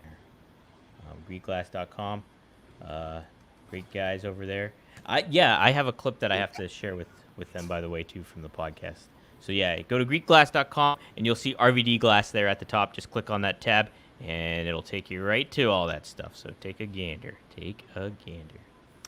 Rob, I'll close it out with this question. Liam Evans kind of made a comment, who's a regular on this chat, and he's on several other ones too. Fonzie, he's a big Fonzie fan too.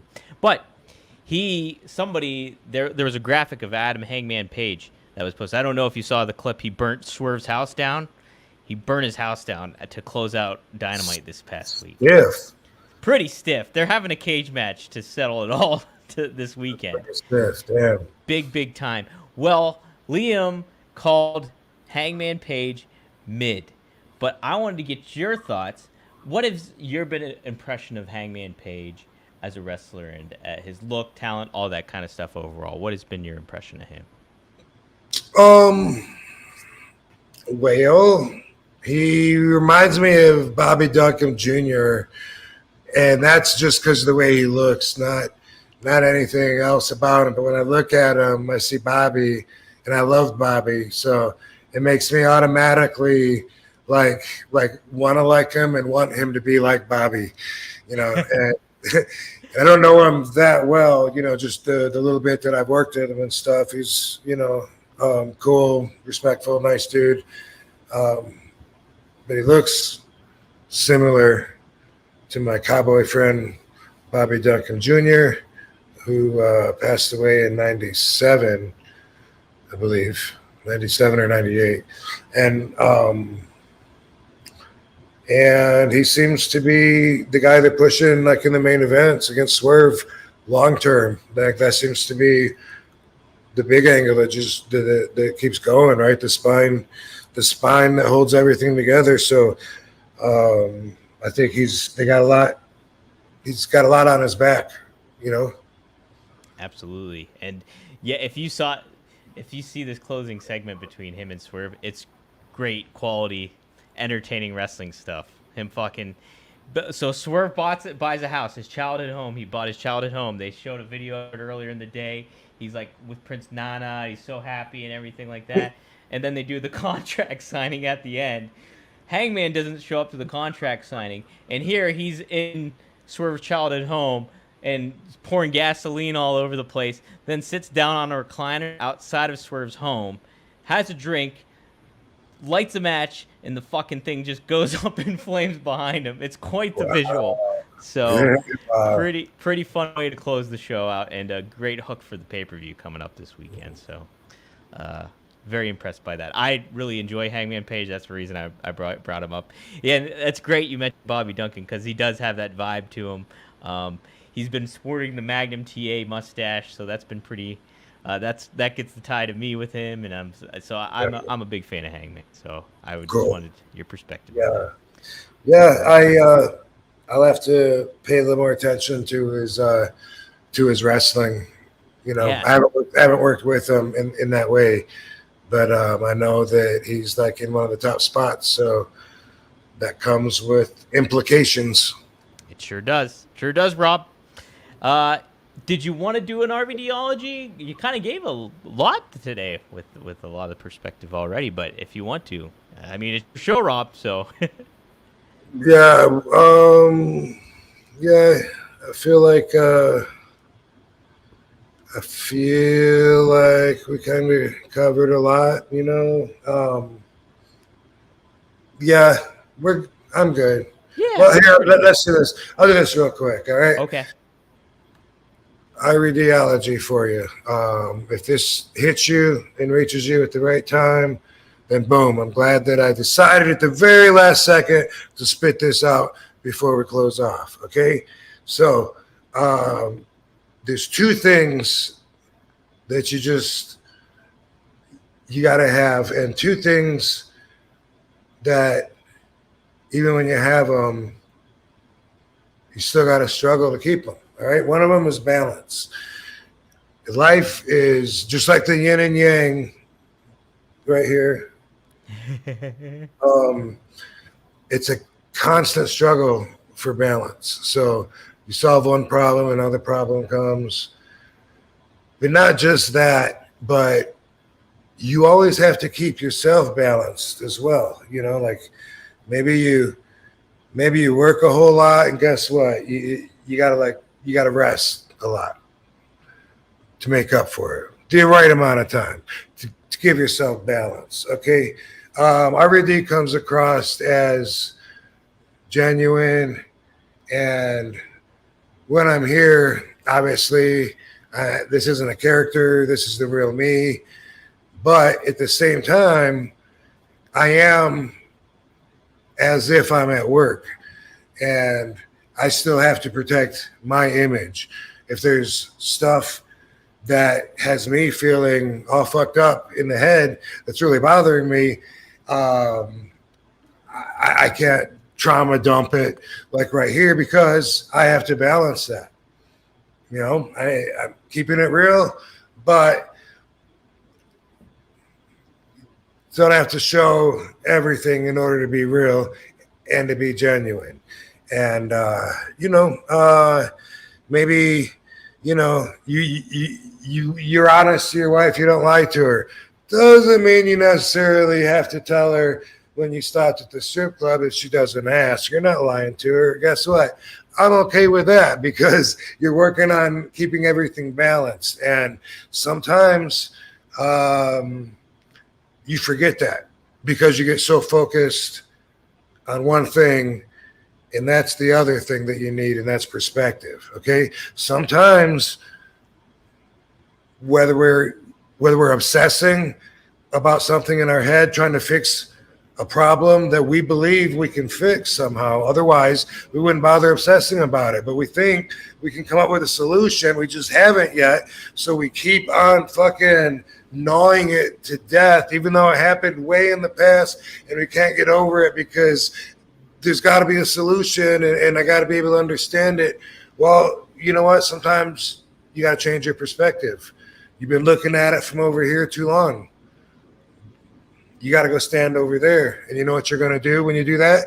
You're going to be balancing the room out. So think about that. A lot of times our problems are the perspective that we're taking that's upsetting us, that causes issues. And if you're able to take a different perspective, take someone else's perspective, or put yourself literally or figuratively in a different spot so that you can look at it from a different perspective, you keep balance, boom, that's a formula that I'm going to give you. Two things, perspective and balance. And if you're feeling like you're off, you probably are. What are you off on? Is your perspective off? Are you off balance? Because now you know what to work on. That's what I got. Man, that's a great one. That's a tag team too. Balance and perspective. I like it. Good stuff, Rob. Guys, yes, thanks for tuning in, everybody, with the super chats. Appreciate all you guys doing that. Oh, Seth chimed in. Thanks for the $20. Just got back from the beach in time for RV Ideology. Ideology is rock. I rely on.